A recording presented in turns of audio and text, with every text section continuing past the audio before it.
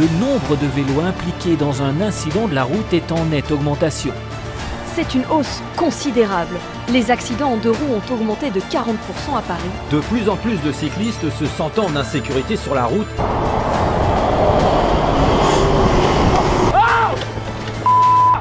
Ça va pas ou quoi?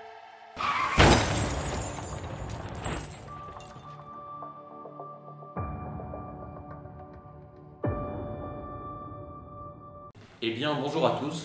Nous sommes élèves de première au lycée Turgot, à Limoges, et nous allons vous présenter notre projet pour la finale des Olympiades de sciences de l'ingénieur. Comme vous l'avez vu en introduction, les accidents impliquant des cyclistes ont beaucoup augmenté ces dernières années.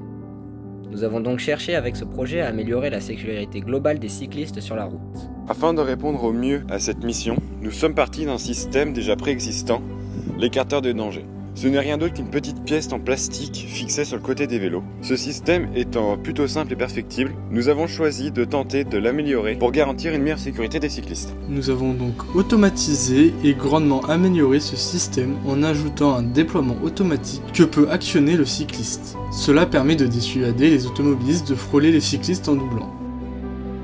Nous avons également rajouté un capteur cardiaque et un capteur de distance à ultrasons afin de réaliser des statistiques sur le lien entre la distance de dépassement des automobilistes et l'état de stress du cycliste.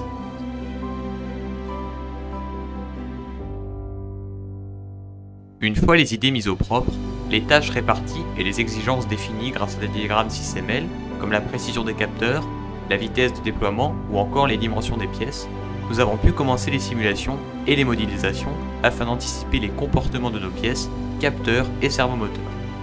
Pour ce faire, nous avons utilisé le logiciel MATLAB pour les simulations de capteurs afin de prédire les marges d'erreur et comprendre leur comportement. Pour les simulations de mouvement des pièces principales, nous avons utilisé le logiciel SolidWorks et plus particulièrement le module Mécaré 3D. Une fois le système conçu et simulé, nous avons pu passer à la construction et aux différents tests nécessaires pour régler les imperfections de fonctionnement. Il a fallu d'abord découper des prototypes en carton, puis les pièces finales au laser. Nous les avons ensuite assemblées et fixées ensemble. Nous avons également décidé de peindre l'écarteur de danger afin d'avoir une meilleure visibilité pour les automobilistes. Une fois le système complet, terminé, monté et testé, nous avons pu passer à la phase de test en conditions réelles. Voici maintenant la démonstration à l'intérieur de notre écarteur de danger.